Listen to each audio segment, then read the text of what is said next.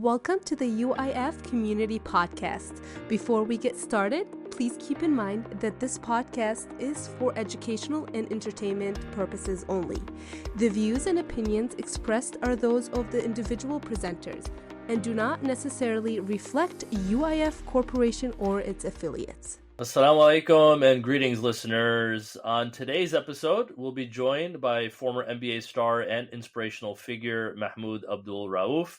We had an exciting discussion with him as he shared his thoughts on dealing with adversity, becoming a leader, and his biggest challenges as an NBA star. I'm your host, Omar Subhani, Vice President of Sales at UIF, and I'm joined today by Ijaz Hussain, our Executive Vice President of Sales and Director at UIF. Before we're going to dive into our guest interview with Mahmoud, I'd like Ijaz to share his thoughts on the current news stories that are impacting the housing markets. Ijaz, please go ahead. Yes, salam everyone. We're recording this episode mid-January 2025, and it's bitterly cold in Chicago over here. I hope it's warmer where you're at. Omar, how's the temperature in Texas, Dallas area where you're at? I know 1 inch of snow happens there. You guys all freak out. And houses, but how's it over there right now? Well, yeah, we did have snow in Dallas a couple of weeks ago. We had about almost 10 inches, I think. So a good amount. But right now it's more than 1 inch, I guess. So. Yeah, more than 1 inch. It's unusual. We don't usually get that much. But right now it's like in the 30s, 40s. It's going to be heating up into like the 50s and the 60s this weekend. But as you know, we just had a really crazy weather, situation down south, and Houston, San Antonio got snow, so really, really weird stuff. And then I'm a Miami boy, as you like to call me, being from Florida originally. But yeah, like the Panhandle in Florida got like around 10 inches of snow, so really, really crazy stuff going on. Just really nuts to see Destin, Florida, as like a vacation resort town, the beach covered in snow. So really, really, really interesting to see. Yeah, I was surprised to see Houston and some of those other places that never see snow getting 3 inches. And we're so blessed in Chicago with all these changing weather patterns that Chicago, yes, we have this bitter week that's bitterly cold where temperatures went down to zero. And in some days, some nights were even down to minus 10, minus 15. But for the most part, we've not had much of any snow to speak of. And Chicago is generally ready for snow, and I feel bad for the snow plowing industry, and it's been melting away, that industry, because I know a friend of mine who actually had bought a whole bunch of plows about 10, 12 years ago, and slowly he's had to sell them all because he just said it's just not sowing much in Chicago anymore, so you don't need the plows, and it seems like he's in the wrong market, Jazz. He needs to head down to Florida now. Yeah, that's true. But mostly now the snow patterns, usually what I notice is they go right below Chicago in the plains, start like go through Kansas, Missouri, and in those areas in the plains and off to the East Coast. So yeah, so we consider ourselves lucky from that perspective, but some others are not as lucky. Now, one good thing, Omar, as you know, we announced the auto financing program in Texas now that just launched. I'm sure Texas people now should be buying more all-wheel drive cars that we'll be happy to finance for them. And now with this fourth state on, we have Illinois, Michigan, Ohio, and Texas. So good news on that front. Umar, before we go into my housing market, I just have a few thoughts to share on there. I know you conducted this interview yourself. I sat that one out with Mahmoud Abdul-Rauf, former NBA star, and in a way a role model, somebody who really stood on principles and so forth. I know you have a full interview coming right behind my comments here, but what was just a general takeaway speaking to him? What was, now that you get to reflect back, what are your thoughts on the interview in general? Yeah, a couple of things. One, you'd be surprised, just because the sports figure, jocks in general, right? Like, but he's an avid reader, just like you, Ajaz. He reads a lot of books. We might want to have him on again later, to go over some of his favorite books, because he did have quite a few different books that he touched upon that really made a difference in his life and that he recommended during the interview. So that was really, really interesting to hear about that and how that's affected his life. And but related to that, because he was saying for him, sometimes it takes longer to read these books because he suffers from Tourette syndrome. That was the other thing. It's really, it's kind of in the background of his entire life story, of how that, kind of disease kind of is in his life, and how much it affected him growing up, and all of that, and what he had to deal with and still deals with as an adult now, in his 50s. But despite that, how he just learned to deal with it and still be so successful, as an NBA player, and now like he's a, motivational speaker and trainer. It's just really awesome to see that, how he overcame it, kind of like a blessing and a curse, in a way, for him. Because, he even says, like in the interview, and he has said this in other interviews as well, that basically, would he want to do this all over again, all the training that he put himself through as a high schooler, college student, etc. Very physically taxing, the mental drain that he would have because of how the Tourette's kind of just pushed him in a way that maybe he wouldn't have pushed himself otherwise. So that was really interesting to hear about during the interview. No, that's awesome. I can't wait to listen to the interview personally. I know we're going to be releasing it soon. And I just want to make a general comment for friends, listeners. We want to bring exceptional speakers on our podcast, guests who can add value to our lives. And if you know of someone who has a compelling life story, it could be an athlete, could be a business owner, could be somebody who's making a difference in the community lives. It doesn't really matter to us if you share, the contact information and why you feel this person would be a good fit for our community podcast. We'd love to invite him or her and learn about them. As long as, like I said, we can all learn from someone. That's the bottom line. And you can email. And I know Omar is part of this email group along with our podcast team. But if you email feedback at myuif.com, that's feedback at myuif.com, we'd be happy to entertain all nominations, so to speak, as a guest speaker. So, and then the more people you share, and our audience members get bigger and bigger, I think we can invite speakers, high-profile speakers who would probably want to come on and share their stories as well. So, thank you, Umar, for that. I think you probably did a wonderful job, and I haven't heard it yet, but I'm waiting to listen to it as soon as it launches on our different platforms, whether it's YouTube, Apple, Spotify, etc. Umar, I'm going to touch very briefly on a couple of comments on the housing industry, as we always do. Yeah, please tell us some good news, Ajaz. Please, we all need it right now.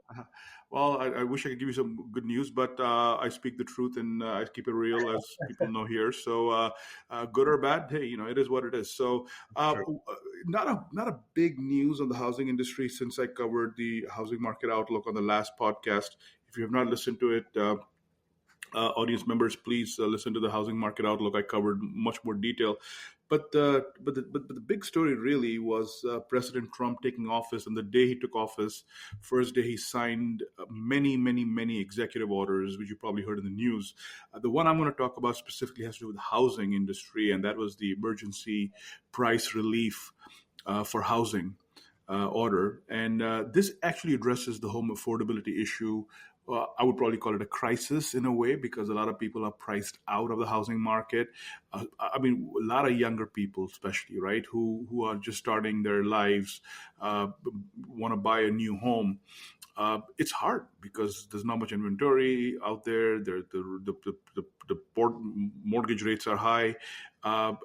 People have limited down payments, so it's a little complicated. It's a little challenging right now. So he's trying to address that affordability crisis, and the pillar of this emergency price relief is he's talking about cutting regulatory expenses that account for, in his research, from his understanding, from his whatever his policy advisors are telling him, 25% of new home construction costs, they're burdened because of regulatory policies and procedures that they have to adapt to and fulfill.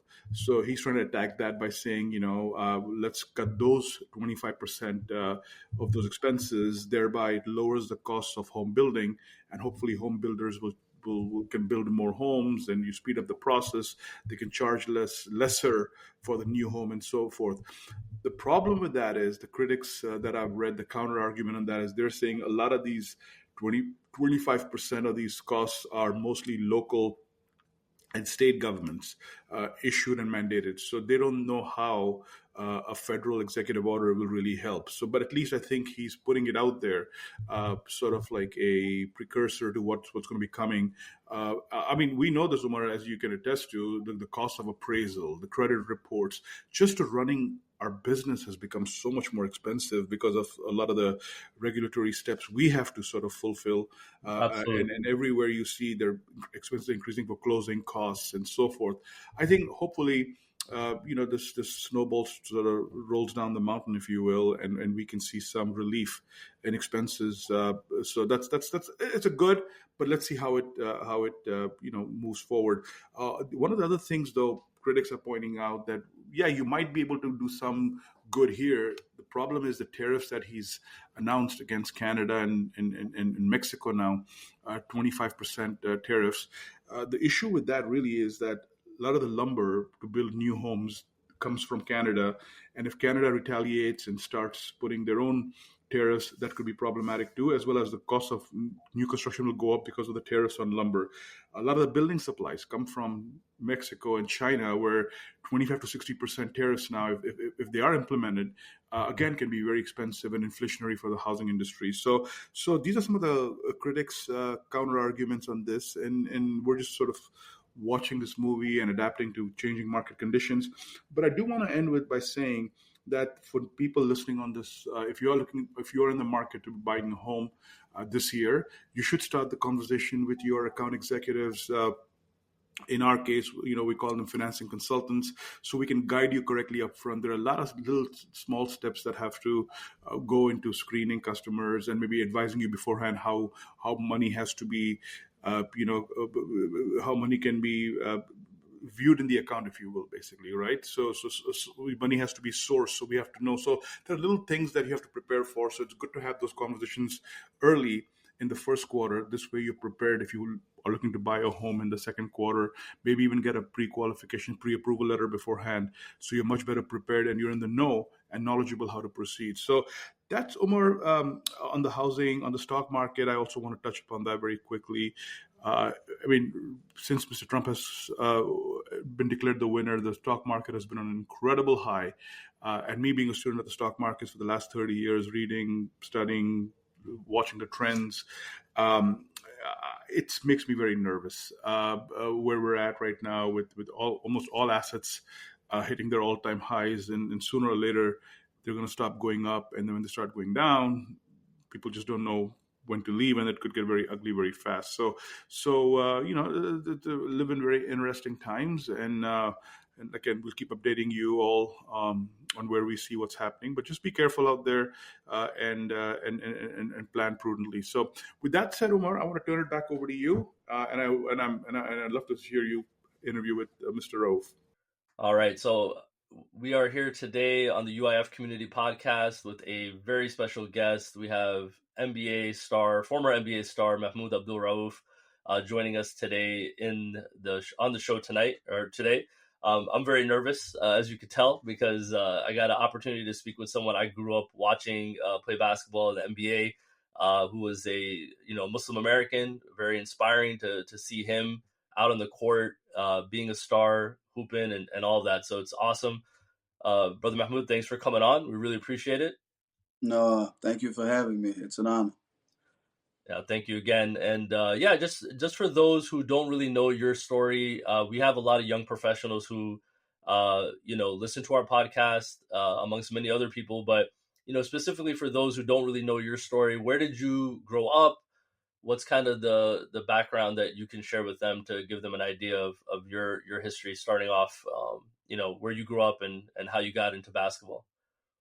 I grew up in the state of Mississippi, a town or city called Gulfport, about an hour from New Orleans, Louisiana, and the other way going east an hour from Mobile, Alabama. I grew up in a single family home with a mother who did the best she could, but she had the equivalent of an 8th grade education. And so when it came to things like that, I never, early on, I had what would I say? I developed an inferiority complex. I viewed myself as inadequate. As a result of that, I didn't think academics was a way out for me because I didn't grow up in a home where, we were taught critical thinking skills. We had a lot of books. We read a lot, problem solving. So I didn't see where academics would be a way out for me.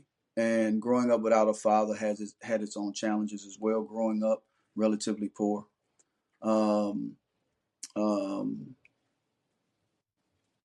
Yeah, in Mississippi, the town that I grew up in was called Sirius City. So it's one of the ghettos, the many ghettos that we find. Right. Yeah, and so it was sort of typical stories to a degree. If you hear of young Black African Americans in this country who end up making it to the NBA, not all, but the majority of them come out of those socioeconomic backgrounds. Yeah, so that's pretty much. I know we're going to get into a lot. I'm not trying to just flood you, but that's where I'm from, and Right. that's a little bit of my background in that area. Okay. And how did basketball factor into your life? Was that something you started doing like early on, or was it kind of later on in your life? You know what? I flirted with a lot of different sports: football, basketball. I used to race. We used to formulate our own little boxing matches in the front yard. So sports was something that was dear to me because it's something that I felt that came natural, that I had a chance, because academics, no. But I said, if I'm going to be something, this is probably the arena that I'm going to have to do it in. And so basketball was in the mix of that. Basketball took the lead around the 7th grade, more so than anything, because my mother said I couldn't play football anymore because I ended up breaking an ankle in one of the games. But from the 4th grade, even though I played those many sports, basketball was always the dominant, but it became pretty much the only sport that I pretty much participated in 7th grade on. And because it was just I have Tourette Syndrome. So, and I didn't know that at an early age. I was diagnosed in the 11th grade, but I knew something was different from me. So putting on a lot of that football uniforms and all that other stuff it was taxing. Basketball came easy in that way. All I needed was a ball, clothes I had on, and just a court to go to. And it was just something that I loved more than anything else. And I felt that I had a great chance of using it to be able to take care of my family someday. So when did you know, or when did you realize that you wanted to play professionally, or that you could play professionally? When did that idea kind of pop into your head? Well, I knew I wanted to play professional basketball when I was in the 4th grade. And I knew I wanted to be the best in the world. And that's when I decided to wake up. I would wake up at 4 o'clock in the morning, and I would head to the basketball court by 5, because my mother had to be to work at 5. And I wasn't going to tell her because I didn't want the possibility of her telling me I couldn't go. Right. And so for years, she just didn't know that that's what I was doing. And how old were you at this time? 4th grade, I was like 19 years old. Oh, okay. And when I say that I knew that I wanted that, I knew it. Some people, I speak a lot. So, and you go to these colleges sometimes, and people have gone through 4 or 5 years of getting their degrees. And some of them come out and say, man, this ain't even what I want to do.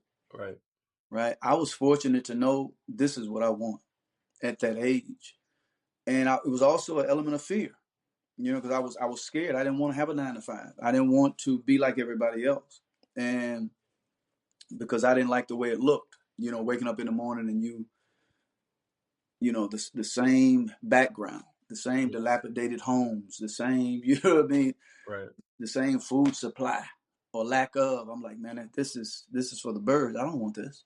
Yeah. And so that created an anger in me, a drive in me at that age. And it was only by the grace and mercy of Allah, because I mean, it could be storming outside, and I'm not exaggerating. It could be like thunder, lightning. I mean, you think a tornado's about to fall out of the sky. I'm putting on my shoes, and I'm so determined, and I'm walking outside, and I'm dribbling. I'm imagining invisible people that I'm playing against, Right. and they're this close to the ball. They're touching me, getting shots. I'm imagining crowds. I'm imagining everything I can possibly think of. Tall opponents, stocky opponents, fast opponents. And it's because of this fear of not feeling I can do anything else to get to that point. And that was at 9, 10 years old. And that was every single day. And I would come home in the winter. I would come home with frostbitten hands because we were poor. So I didn't have the nice gloves and the wool warm-up suits. And but it's an experience that I wouldn't change for the world. Taught me so much. But it's at the same time, and looking back, being 55 years old, if I had to do all of that over again, I'd have probably studied a lot harder. I heard you mention that before. You've pointed that out before. I've heard in other interviews where you said like the amount of effort and drive that you had to get to that level is, I guess, just kind of overburdening, I think, at times, right? Yeah, and a part of that too was because I'm dealing with this thing called Tourette Syndrome that I have no idea of what it is until later on. Right. And it's pushing you in ways that you wouldn't push yourself. Right? I mean, I wanted to stop, but it was like, no, it has to be this way. It has to be this way. Or if I didn't, it's my symptoms would exacerbate. They would increase. They would become more vicious and intense. And because I know I didn't finish, and it was that constant, man. And so, yeah, that created almost daily near-death experiences for me because I couldn't stop. I couldn't even slow down my pace because that would be considered cheating, And so every day you're like, man, I got to do this. And sometimes, you're doing this 2 times a day, 3 times a day. Yeah. And then you waking up in the morning like, man, I don't feel, man, God, dog. Because you know what you have to put your body through. So subconsciously, could you feel like there's something else controlling me and pushing me here, and I kind of really don't want to do this? Did you feel like that? It wasn't just the subconscious. You knew. Okay. Because you can't hide this. Right. It's like, man, this is whatever it is you're doing. It's like, man, come on, man, God.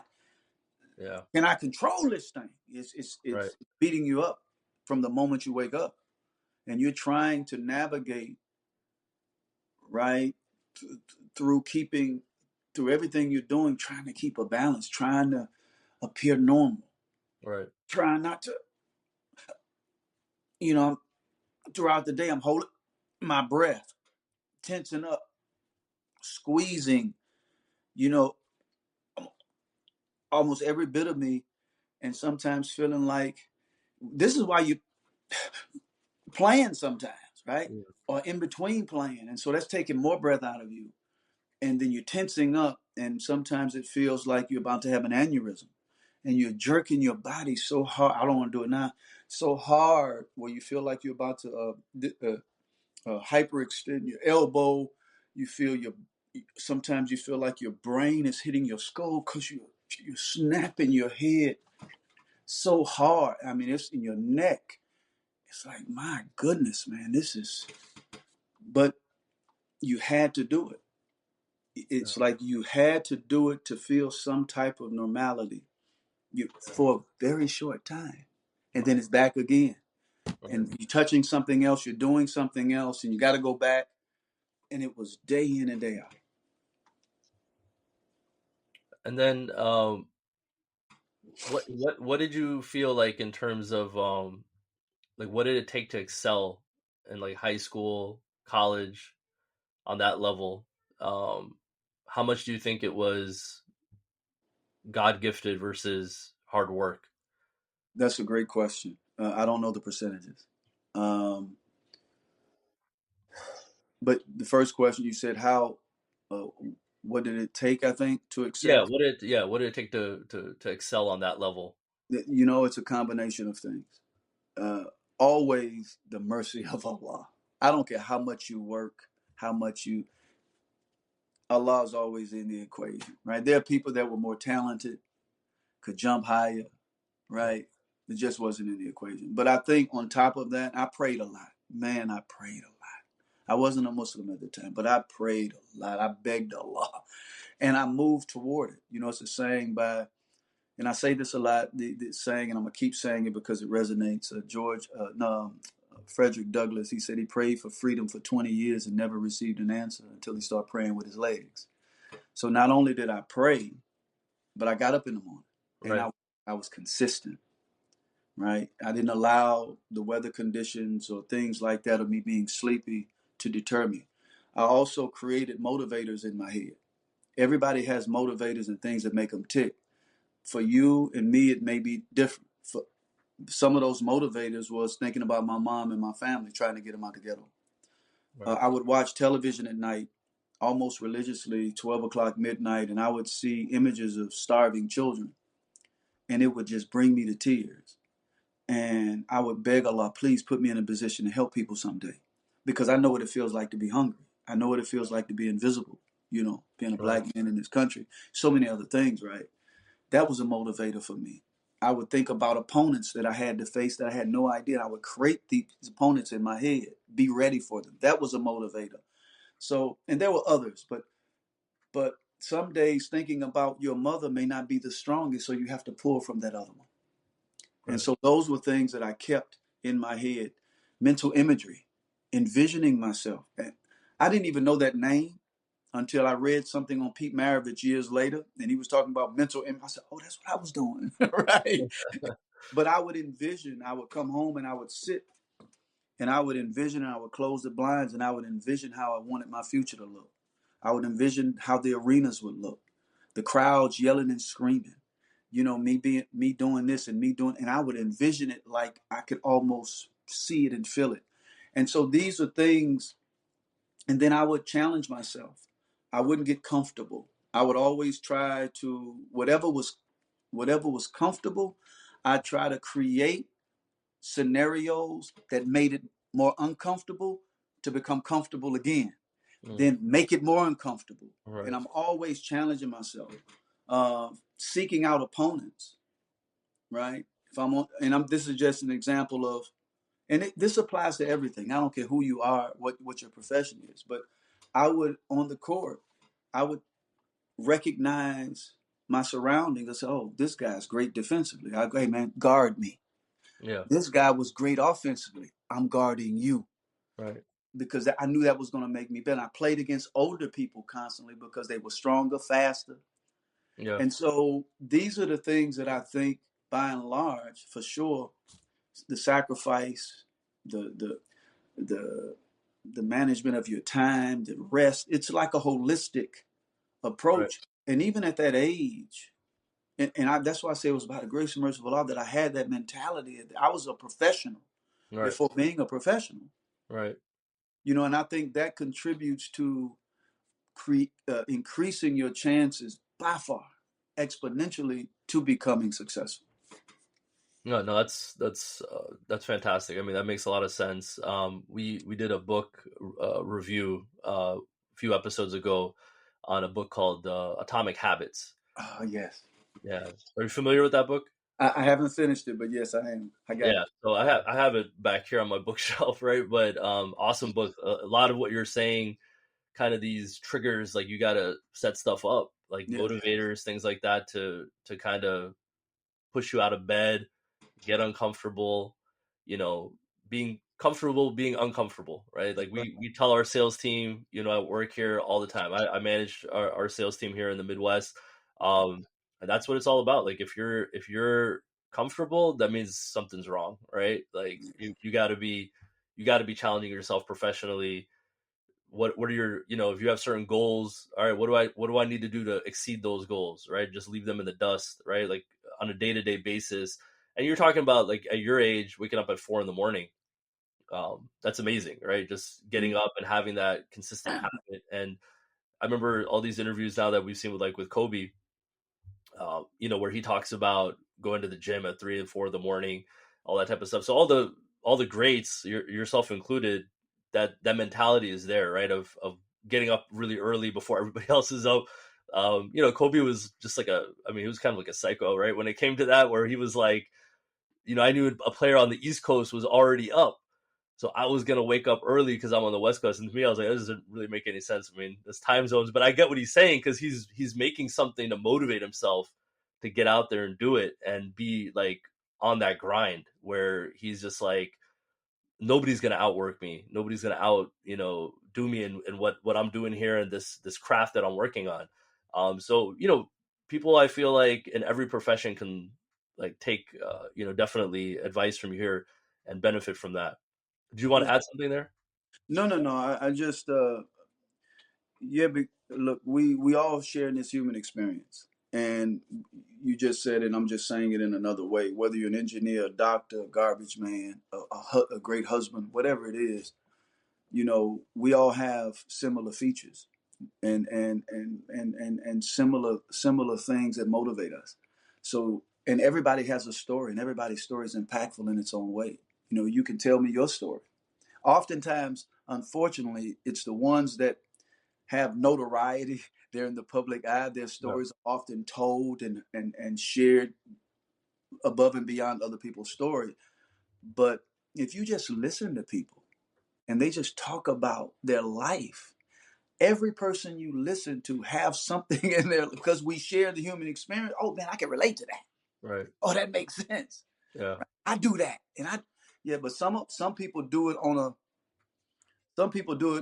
the level of steroids. Yeah, exactly. They do it on a high level. And you mentioned Kobe, and so many professional athletes, and some again do it on levels. It's not just the waking up early. It's also creating an image in your head of a certain opponent, and they're in better shape than you. Oh. They're stronger than you. And you're out there playing against your imagination. And I've always said your imagination is the strongest thing, right? Like you can conjure up these images to where it feels real, and you're pushing yourself against an opponent that you're creating an opponent that you may never meet. Right. Like this opponent was always this close to the basketball, and I'm trying to create space to get it off. Yeah. No opponent's going to be like with you like this all the time. Right. But if you can create space with that opponent, when you get with a human being, it's going to be easier. So You're right. These are things that no matter what, there was this guy, I can't remember his name. He was a surgeon, one of the best surgeons in the world. They say daily, he would get into his place. He would close all the blinds, no clocks, so he don't have a sense of time. And he would just immerse himself, right? And study. And some other things he did too, and became one of the greatest surgeons, right? But you have to create those conditions. And when things get comfortable, and this is something you said too, I think comfort is a certain level of comfort is okay. But when comfort spills over to complacency, that's when we got to, because I want to be comfortable, right? But in that being comfortable, I want to be uncomfortable, to a degree, to where it doesn't demoralize me and injure me to the point where I can't come back off of. You get my No, absolutely. Yeah. So it's a delicate balance that we're all trying to manage, and sometimes we go too far. Yeah. Like, hold on, man. I'm gonna kill myself out here if I don't take a break, because you need recovery too. Yeah. And that's the thing that I had to learn later. I said, man, even studying the body, like I always felt I had to be doing something because somebody else gonna get ahead. But your body grows and gets stronger too with the right type of recovery. Yeah. Right. And there's even procrastination. There's a book I got on the benefits of procrastination. We look at these terms sometimes negatively. Right.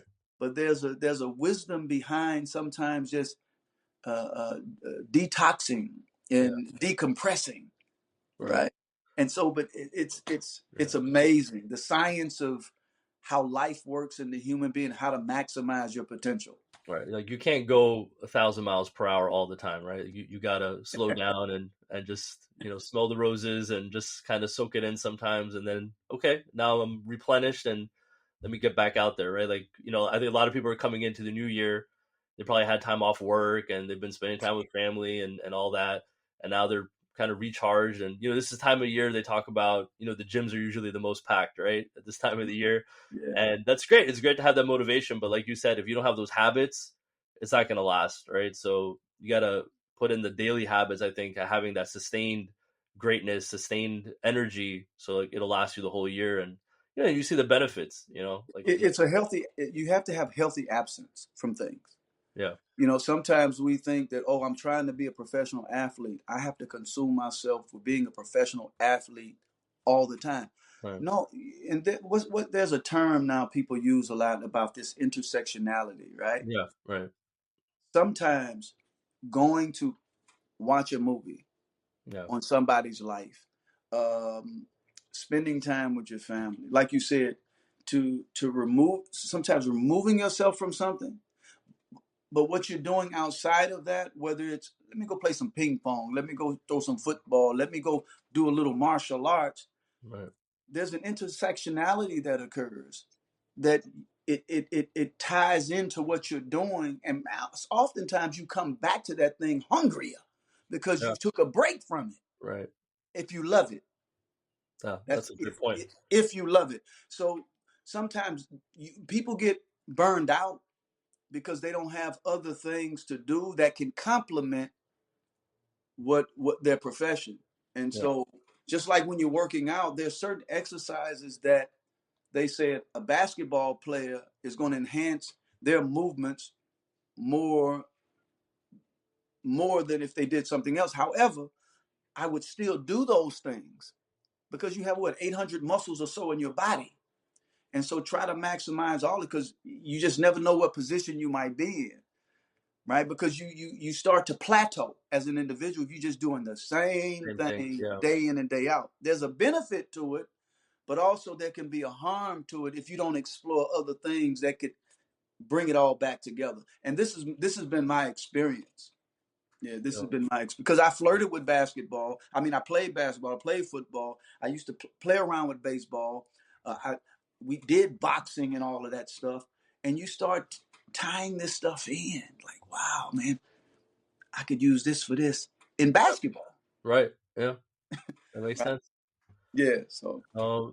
Just so we're talking about confidence and instilling the habits. So I just want to do the flip side of that. Were there moments in your career where you doubted yourself? And if so, how did you regain confidence and focus from there? Yes, you're going to constantly go through those ebbs and flows. I think that's just being human. I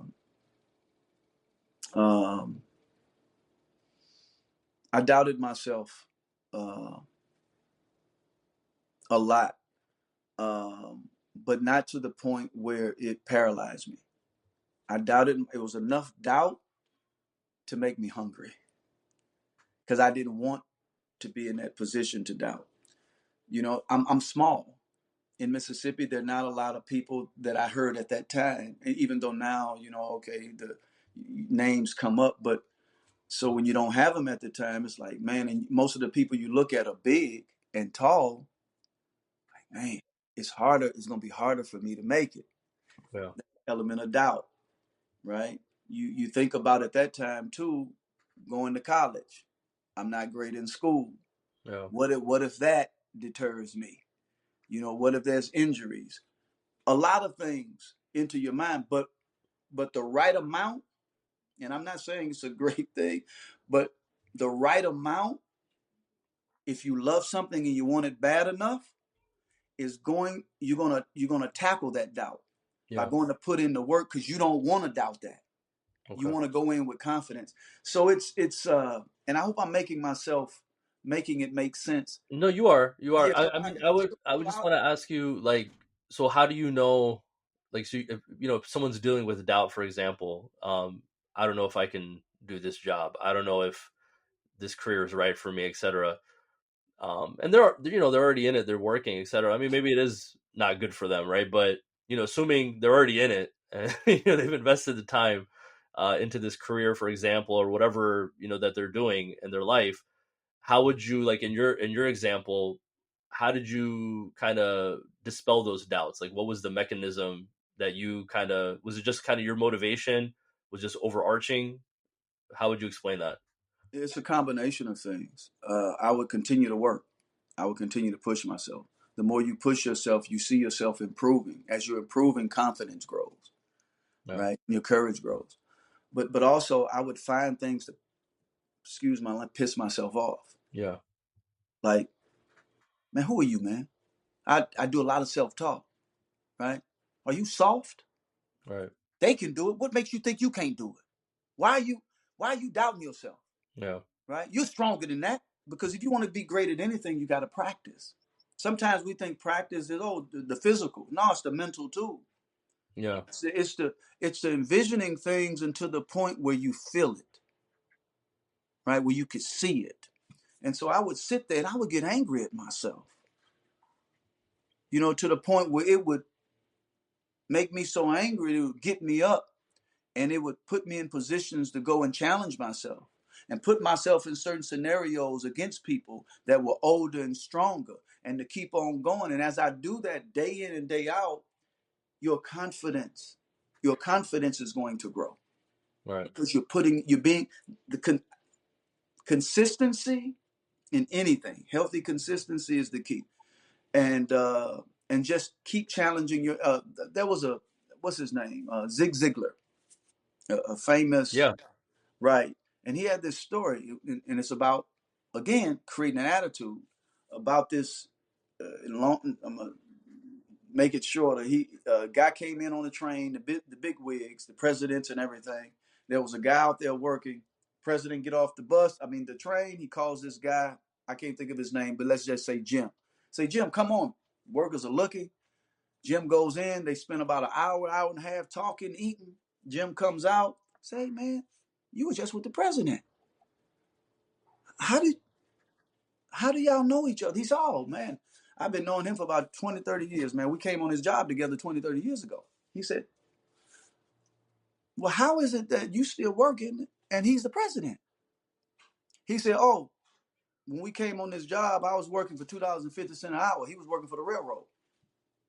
And Zig Ziglar let the story just sit. In other words, he was saying both of them were making $2.50 an hour. No. His mindset was, I'm making $2.50.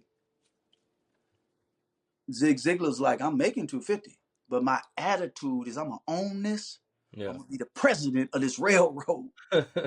Right? So you gotta create, you know what I mean? It's like you gotta sit there. And I still do this today at 55. I work out 2 times a day. And I'm constantly, like, even when it comes to issues of oppression, right? I will constantly look, and I'll make myself look at images that I don't like. Right. And I'll look at them and I'll imagine that it was me. I'll imagine it was somebody that's close to me, my son, my mama, and I'm imagining it to the point it keeps me angry, because I never want to be desensitized to suffering. I never want to be too comfortable with even success, because there are always levels to this thing that we can improve on.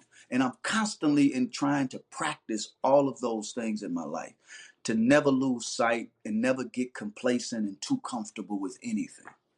I don't know if you've heard of Wim Hof, right? He's an individual that broke around 26, 27 Guinness Book of World Records they thought would never be broken. He's probably in his 70s, I don't know. His wife had committed suicide. He almost lost it. He talks about the benefits of cold showers, but the power of the mind.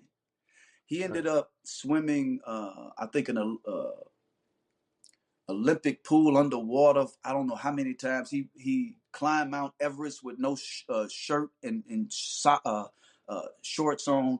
He traveled the desert without a drink of water. And they thought that, oh, this guy is just a whack. He's just he's not normal, right? They put put machines on him trying to figure out. They said, well, so he went and taught 10 other people, 15 other people how to do the same thing. Right.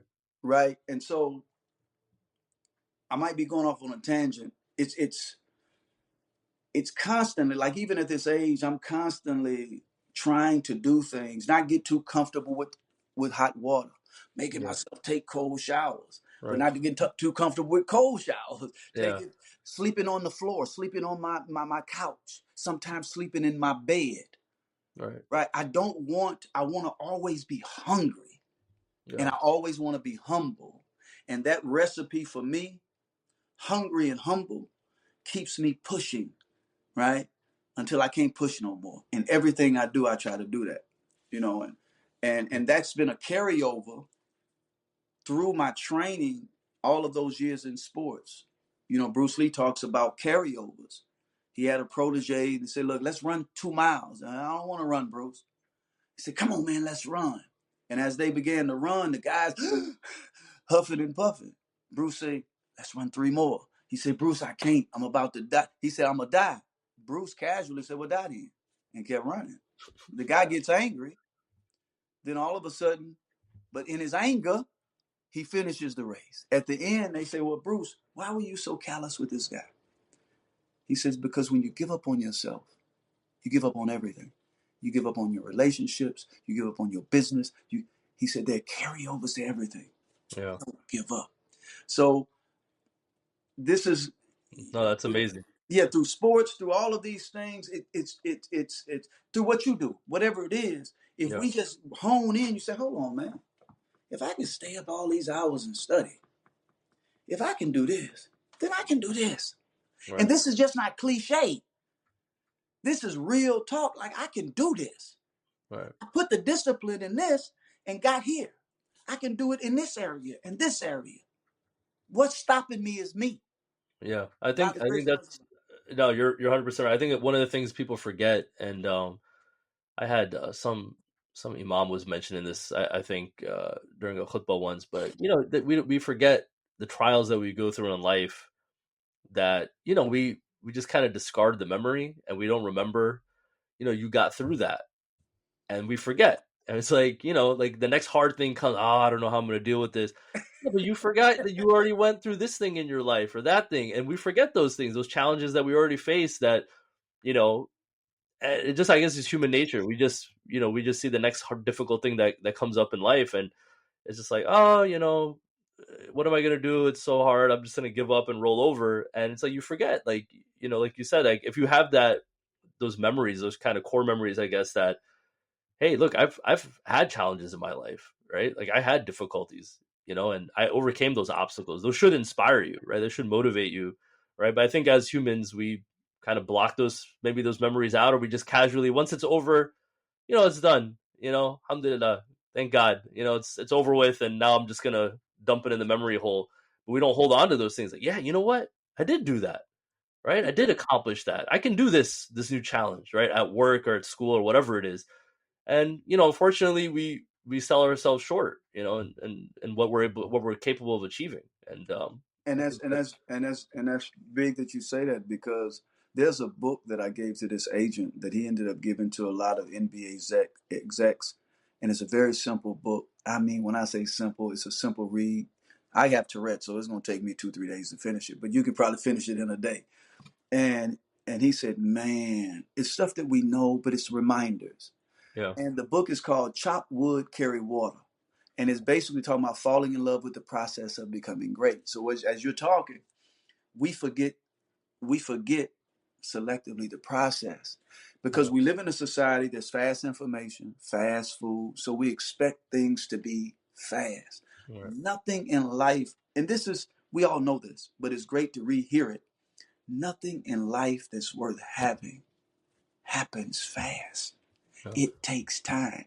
And in the book, they talk about IKEA, the owner of IKEA. Right. They give a lot of, I ain't gonna give it over, but they give a lot of different hyper successful people. When you look at them and you look at money and what they have materially, they consider hyper successful, and how long it took them to get there. But it starts off with 2 brothers that are samurais, and one became paraplegic and he goes in, he wants to start shooting right away. And the sensei say, chop wood, carry water. But the book takes you to other, as he's going through his journey, takes you to other prominent people, right, and what they've done and the process. So it shows that, look, there's a recipe yeah, for getting where you, like there's a recipe for failure.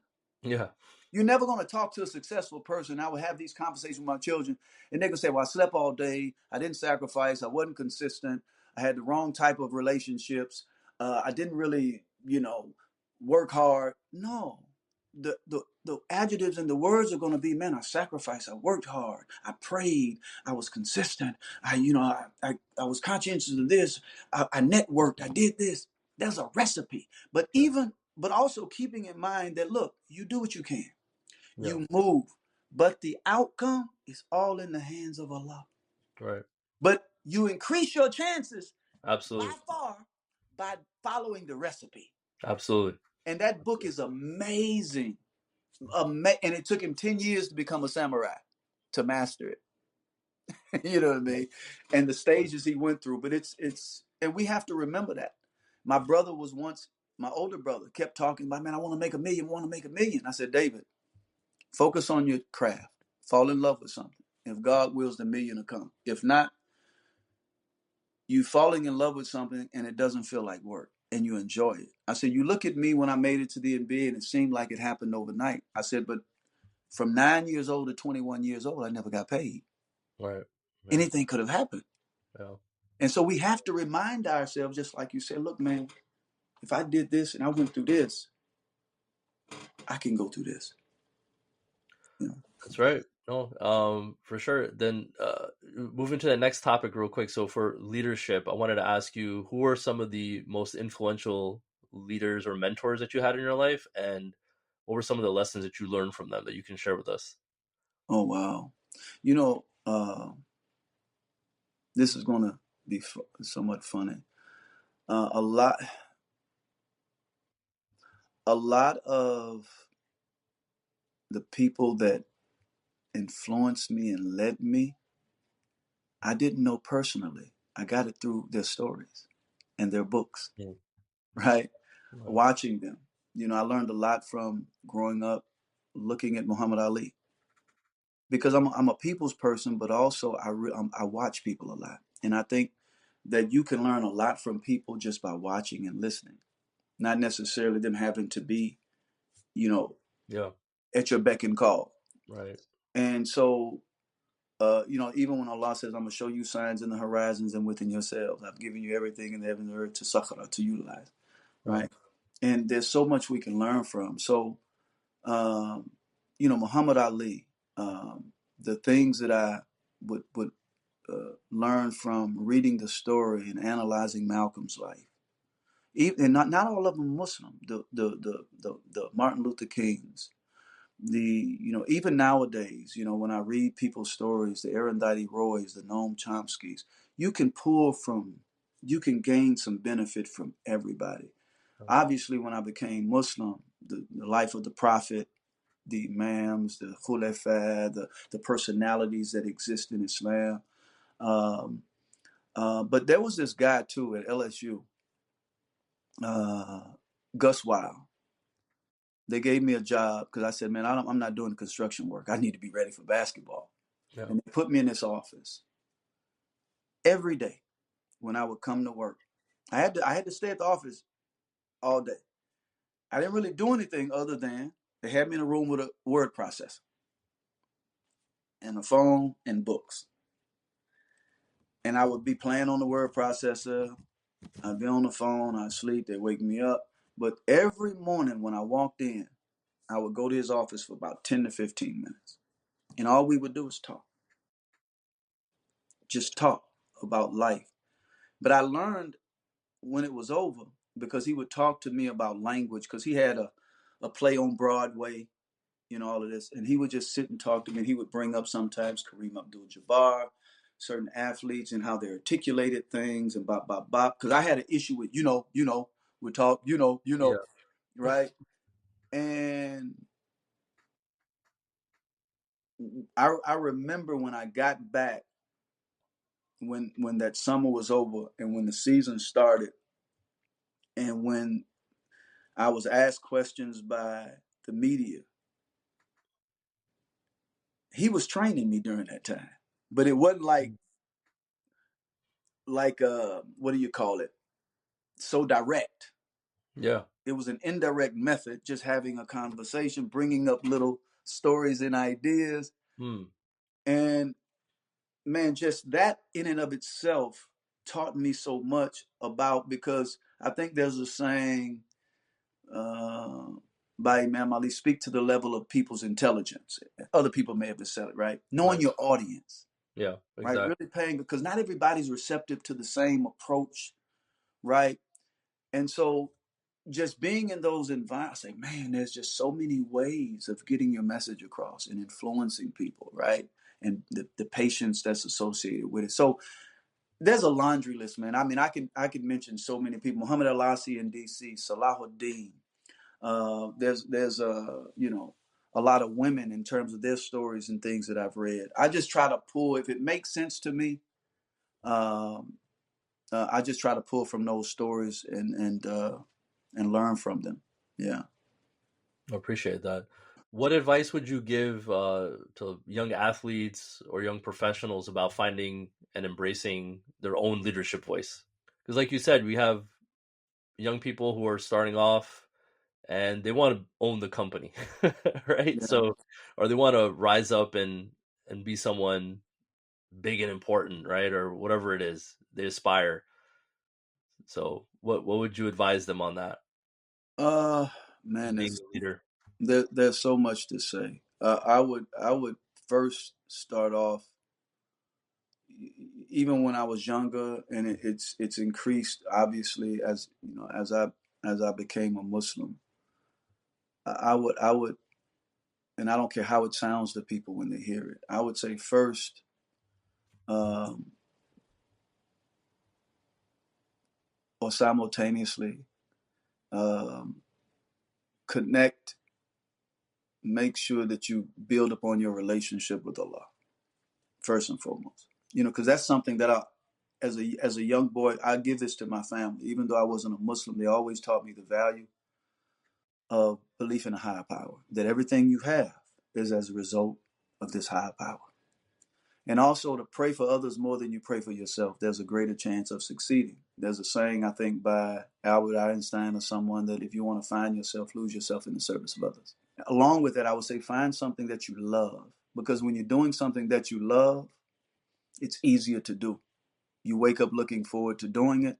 And so it doesn't really feel like work. And the energy you put into it is on a whole nother level than if it's something that you're just doing because, oh, my family wants me to do this, but I don't have a heart for it and love for it, right? Or it's just about money, right? Find something you love, and surround yourself, right? There's a saying in Islam. There's a verse where Allah says, "Be in the company of the righteous," and then there's another verse where He says, "Don't take as your baton, your inner clique, people who are not of your kind," and there are reasons. Right. They've done studies that if you're trying to lose weight, hang around people that are in shape.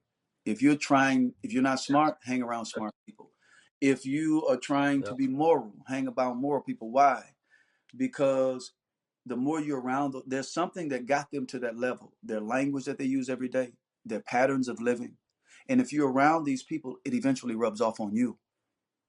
Yeah. Right? So I would say Allah said, be in the company of those. So if you're trying to be this type of person and understand this type of system, be around those people. When I was growing up, I stayed watching images and mental imagery of games, watching games that came on, taking photo images, going to the basketball court, challenging myself against people. But also I did other things, because we talk about the intersectionality, right? Right. You can learn from anybody, but if I'm trying to be, I tell people, if you're trying to be an engineer and I'm trying to be a professional athlete, if you hanging around me at how much I train, you're not going to be good at what you do. Yeah. Because the hours that I spend, if you hanging around me, you're not going to be good at it. And so be around people, associate yourself with people that are doing what you say you want to do. And and explore other things in your life, because we all have multiple interests. And at some point, what that's going to do is you're going to figure out at some point, okay, because we all borrow. Hardly anything is unique. You know what I mean? Yeah. It's all kind of been said and done. Sometimes we do it differently. And so the more that you in those areas, this is my humble belief, you'll end up saying, you know what, this is my style, this is my voice, this is how I want to bring. I speak now, right? I do a lot of speaking. Right. I listen to a lot of speakers, and I love people's how they build upon their information, their mannerisms, their gestures, how the timing of their words. And I'm like, wow, it's beautiful, because even Allah says, invite to the way of your Lord with wisdom and clear teachings, right? Absolutely. And so, but I started analyzing, okay, Mahmoud, and I'm thinking about me. And I don't like to put myself in a box even with speaking, but I like to be real, and I like to be honest and truthful. And sometimes you're going to have great days, and sometimes they're not going to be so great. We're human. I said, but I started thinking, man, you're an athlete. You know how people, by and large, the stereotypes that exist in the world.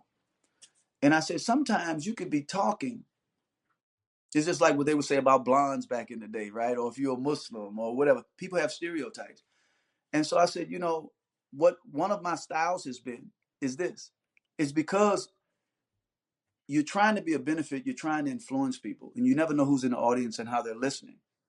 But sometimes you do know that, okay, you can say things in an athlete, and people be like, oh, he's an athlete, what can he tell me? Yeah. Just like if you're a financial person and you talking about sports, it doesn't mean you don't know. But the way the mind works, like, what can he tell me? He's an athlete. So understanding that dynamic, I read a lot, and I keep track, you know, of authors and what I've read. And I don't plagiarize, but I'll say something. And then I'll say, you know, Arundhati Roy said. Now, Arundhati Roy in the academic world is credible. She's an academic. Yeah. Noam Chomsky, if I say the Prophet Muhammad, if I say, now the mind, now if I just said it, well, yeah, right. Now, not everybody. There are people in the audience that listen because it doesn't matter what your label is. They listen for information. If it makes sense, they take it. But what has become one of my voice is I like to speak, and then I'll throw out to corroborate what I said somebody that in the world of academics, globally, they're recognized, to bring it home for those types of people that may be looking at a person in this way. Oh, I didn't know she said that. She said that. Oh, it must be some validity to it. He said that. Right. And now over time, that person will gain confidence in you. And hopefully they will begin to not look at things like, you know what, let me rethink how I view people. And right. And so that's how I found my voice, by being in all of these circles, not just basketball, but looking at documentaries or reading this book. Somebody give me something, let me check it out. Being in situations where I'm surrounded by a whole bunch of white people, a whole bunch of African people, the diversity that exists, you learn so much, and you end up finding, like, you know what, this is what I feel comfortable in, how I like to speak and how I like to share. It's working for me. Like even with giving dawah, I've come even with Muslims sometimes, because we've been beat upside the head with religion so much. We don't want to hear Allah say this, the Prophet say this. So some people you can't say that to, they'll close off. So my method has been, I'll just, you know what, I'll talk, but I may mention a verse without saying it came from Quran. You know, with difficulty, it comes ease. Life is this way, and I'll talk around it. And I may mention a hadith, I may mention this. Over time, if they like what you're saying, say, man, where you be getting this from? Oh, Quran, such and such. Now they're more receptive to it. And so to answer your question, how, it's not just a cookie cutter. It's just all of those pieces, right? You end up finding it. by Allah's grace. I really believe that. I appreciate that. No, that's excellent. So were there any you mentioned Muhammad Ali, any other athletes you were influenced by? Any fun stories you can also share before we wrap up for today with any super athletes? You played with some great people. Your teammates with Shaq. You had Dikembe. I was just watching the highlights of that the other day. That first round you guys upset them. Yeah. So No, I don't know if it's funny stories, but even when you mention Shaq and you talk about doubt and you talk about leadership and confidence, man, when we were at LSU, the foresight that he had was amazing at that time. I remember being in Broussard dormitory, and he said, I don't know what made him say it. He said, "I'm gonna be the first athlete to make 100 million." And he made way more than 100. Oh yeah, that's I for don't sure. know how he saw. Yeah, but he owned it. He worked. Dikembe, just what he was able to do with establishing hospitals and all the things that he did. You know what I mean? And these are guys, not necessarily Shaquille, but when I was in the NBA, Dikembe and we would have debates just on a whole bunch of different stuff at times, right? oh, okay. And so all of those things, I mean, it's beautiful. And this is what the world don't see. Sometimes they see an athlete. Yeah. But they don't see all the other things that athlete is doing and is a part of. Just like if you're not an athlete, per se, a professional, don't mean you're not athletic. Like right. You could be a doctor, but you could be, hold on, man, you be balling. Yeah. You be playing basketball and right. you be over here doing this too. Like yeah. we tend to put people in a box as if though this is all who you are. It's true. And this is why it's great to just, man, I love meeting people, and I love hearing their stories. I love hearing about how they become successful and how they think. This is how we grow, right? By sharing. Right. And but yeah, I was fortunate. I was fortunate to play against the Jordans and all of those things, and the Dikembes, the Shaqs. I'm trying to think of. I can't really. It's gonna come to me. Watch when we off this show. I can't think of a funny story or anything like that. But I mean, you were guarding Gary Payton in that series, right? And he was guarding you. I mean, that's the glove, right? One of the best defensive players. And then I saw you taking care of business against him. Didn't really matter. Yeah, Gary Payton's there. Didn't seem to matter because that jumper was still firing off. So even the experiences that Hakeem and I had, just meeting up, and when we played against each other, they had this room for him in Houston where he had his prayer rug. And so I'd go and we pray before the games or after the games, depending on what time he'd come to Denver. We pray before the games and after the games. And, he'd invite me to his house. We'd have dialogue and conversation. And those moments are priceless. And you just never know, all of those are learning moments. And if you're really paying attention to details, there's always something you can pick up. And Hakeem is one of the most philanthropic people that I know. We'll try to wrap up here. I just wanted one more question. Basketball wise, what was your biggest kind of basketball related obstacle that you faced in your NBA career? How did you handle it? When I first got, a couple. When I first got to the league, one of the biggest obstacles was I'd been pretty much the man all of my career. Yep. Then when I got to Denver, yes, a part of it was me being somewhat out of shape, but I was out of shape my first year in college, about 30 pounds. You know what I mean? Yeah. And I was fortunate by Allah to win I still hold the all-time scoring record. Right. I said that as to say my first year in NBA, I was out of shape. Bad intel. And the coach that brought me in, Doug Moe, they fired. And then they brought in Paul Westhead. It was obvious from the door Paul didn't want me. So that was like a new feeling for me. Yeah. To wrestle, like, whoa. And then I'm in a city, I've never been in the cold, with the gloomy in the cold. And I was really debating at that time. I was counting my coins like, man, I don't even know if I want to do this anymore. I was contemplating stop playing basketball. That's tough. I mean, that's like your dream, right? Like you just got in the door and now you're like, oh man, like what, what am I doing here? Right. But So, carryovers. yeah, You're so used to, if I'm putting myself through this abuse on the court, in the cold, the thunder and lightning, frostbitten hands, invisible people, I'm going to play against people, fighting injuries. I'd be, what if I allow myself to quit? yeah, So it was a moment you thought that, but then if you're fortunate, right? yeah. Those other moments rise to the account. So hold on, man. It's That's all when your the training. self-talk, Yeah, it's all that comes in. training that you did all those years growing up. Right, you're gonna let this go to Right. waste. You're gonna let Yeah, somebody push you. No, you ain't. No, you better than this.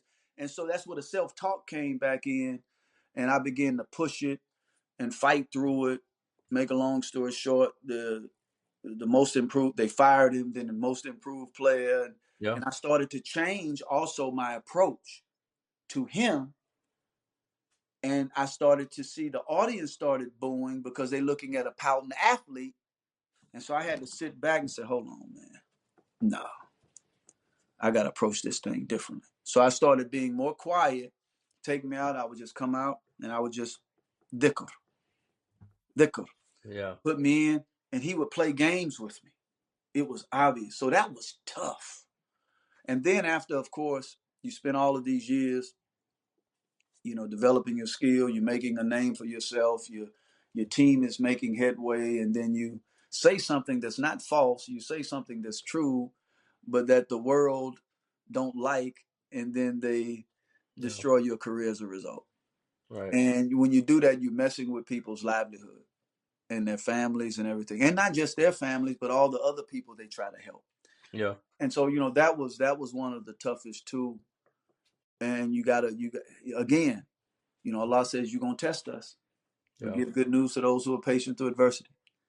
So I said, please, Allah, guide my steps for me, help me. Don't allow my enemies to get the upper hand and to defeat me. You know what I mean? This is one of the things I'm always saying, please. And even if it means that in this world, whatever the trappings of success are, if they don't measure up to the way we prefer, allow me to maintain my relationship with you and never been in that relationship. Because when it's all said and done, that's what really what success is. Yeah. No, Yeah. that's absolutely true. That's absolutely true. Um, so since you've retired, can you tell the audience what you've been up to? What are you currently involved in? How can our listeners learn more about what you're doing? Well, most of what I do now, I travel and I speak like 90-some% of the time. I train more so in the off season from NBA guys, college guys. Um, we're in the process of putting a master class uh, tape together, but also traveling countries because there's a lot of even Muslim countries, but a lot of countries now sports have become huge, Yeah. and a lot of them are trying to. I'm not real big on Olympics type things, but a lot of them are trying to enter Olympics and all of this stuff, and they're investing a lot in sports programs, and of course it's always bigger than sports, right? Their life skills and everything that Right. you can convey. But I'm working on traveling more different countries of doing things of that nature.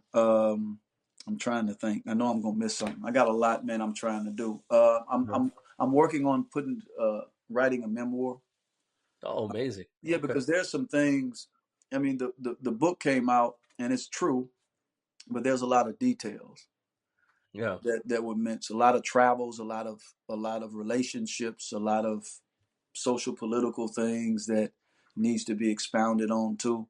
That when you think about the flag, when you think about the HBO interview, Yeah. what are those details that really triggered Right. thinking and your behavior in this way, and how is it manifesting now in your Right. life, right? And so I'm definitely working on that as well. I may be, I don't really want to say it right now. I may be doing a short film Okay. And then I'm working on doing a children's book, because mental illness is, especially with the youth, they say it's unprecedented right now, the amount of people. And so I want to write a children's series using Tourette Syndrome in my youth, and how I went through and dealt with all of that, hoping that it'll be a benefit for those who are going through what they're going through. So those are some of the things, yeah. I mean, it's like full steam ahead, right? Yeah, life is. That's amazing. No, that's amazing. So is there any like website or anything you want to share, like where people can reach you? It's in the process now, so I don't have it up, but I appreciate you asking. I don't have that information now. Yeah. Okay. So is there anything, just as we wrap up, Mahmoud, is there anything you want to share with our audience about your current work? I know you're on Instagram, you're on social media. They can find you there. But anything besides like the training and stuff that you're doing right now that people can check out and find out about what you're doing? Well, no, I mean, they can just, when it comes out, I'll post it on my Instagram, which is Mahmoud AR123. And so they want to keep up that way. And then I'll eventually have the website and everything. You know how you go. I'm still learning. So you know how when you go on Instagram and they have the links. Yeah. Eventually all the links are going to be there where they need what they need to find. Yeah. Awesome. Okay. Awesome. But we appreciate it. It was great having you on. Hopefully, inshallah, we'll have you on again soon. But I feel like a lot of the people who are going to listen to this, they're going to benefit, from your story, your advice, dealing with adversity, challenges, because your story is completely unique. It's an inspiring, definitely American Muslim tale that, I think a lot of us who grew up watching you and those who didn't know who you were from before, a lot of the younger generation can draw a lot of inspiration from. So really appreciate it, Mahmoud. Thank you so much for joining us, brother. Thank you more, and much success always, my brother. Jazakallah khair. So yeah, thank you, Mahmoud. Appreciate it. I'm going to go ahead and close the recording now. But on behalf of UIF, we really appreciate it. If there's anything, we can do to support your programs. You had a youth basketball program. I know that you teamed up here. I'm here in Dallas, Texas. Oh, yeah. So my son went to one of the camps that you did. We didn't get to meet you because we weren't, I think we had like a conflict that day, but we were, some of the younger brothers who are like high school coaches or whatever, I'm telling you, your guys' camp was, and my son goes to a lot of these camps. Yeah. It was, I could tell the difference, like the way they were running the drills. And my son is just, it's funny that you mentioned that, right? Like he wants to play with older kids. So he's 10 years old. So he saw the 14, 15, and he saw the kids who were hitting his age bracket, like the 9, 10. He's like, I'm not playing with those kids, Dad. He's like, I'm better than them. I'm going with the bigger kids. I was like, I don't know if you could do that. And he's just like, he didn't listen to me. He just went straight in. And they let him in. He took the initiative. Yeah, he took the initiative. Yeah. And they let him in. They're like, all the older kids were like looking at him, like, like 14, 15, a lot older and a lot bigger. And they see like this little shorty come out there. And, he was hitting he was hitting free throw shots and all that. And I was like, okay. I was like, all right. I didn't know if he could handle it. But look, you made my day, because that's a great mentality. It's like me not telling my mother that I'm waking up and going to training class. Yeah. It's like sometimes you just got to step on in there, because a lot of people won't even say anything and ask, hey, man, how old are you? You should be. Right. Take a chance. Yeah. No, the coaches were great. They were like, yeah, you want to come out here? Go ahead. Let's see what you got. Right. So he was running the drills with all the other kids, and no, it was definitely, I could tell it was much like higher level than what we're used to seeing with a lot of these local camps. So yeah, definitely please keep it up, because I believe like the younger kids are going to benefit quite a bit from those type of camps, inshallah. So thank you. I appreciate that, brother. Much success to you all also. Jazakallah khair. All right, take care, Mahmoud. We'll be in touch, inshallah. All right, salam. All right, wa alaikum salam.